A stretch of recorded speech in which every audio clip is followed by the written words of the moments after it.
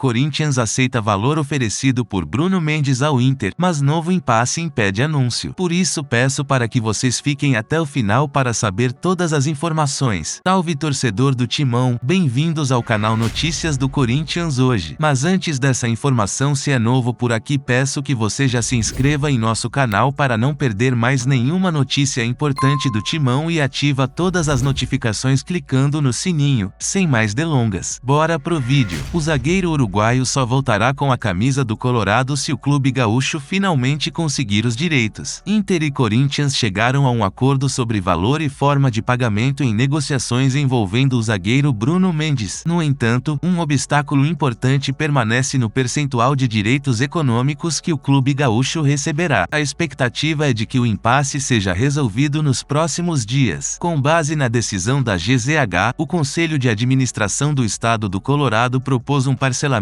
de aproximadamente 15 milhões de reais. O São Paulo Clube aceita o valor e o número de parcelas. O problema é que o Inter quer adquirir cerca de 50% dos direitos financeiros do jogador, restando ao Corinthians 10% para lucrar com vendas futuras. Os outros 30% pertencem ao Montevideo Wanderers Uru. Por outro lado, os paulistas se dispuseram a negociar apenas 35% do valor proposto. Bruno Mendes está emprestado ao Colorado até 30 de junho e, de acordo com o contrato, o Inter de Milão tem a opção de comprar 70% dos direitos econômicos por 6 milhões de dólares, 30,3 milhões de reais. O Corinthians chegou a concordar em cortar os números pela metade, desde que os percentuais fossem cortados na mesma proporção. Portanto, pretendo vender apenas 35%. No entanto, o Inter gostaria de obter uma porcentagem maior e até poder recuperar seu investimento em vendas futuras. Nos bastidores, ambas as partes acreditam que os obstáculos podem ser contornados porque os principais obstáculos, ou seja, o valor e a forma de pagamento, foram superados. Mesmo depois de mais de 2 semanas ligado ao Inter, Bruno Mendes não usará mais esta camisa do Colorado se não for adquirida permanentemente. Afinal, o jogador já completou 6 jogos pelo clube no Brasileirão e, se entrar em campo novamente, não poderá disputar a competição por nenhum outro clube. Bom, é isso pessoal, não esquece de deixar o like e clicar aí no botão compartilha pra geral. Eu vou ficando por aqui, nos vemos no próximo vídeo.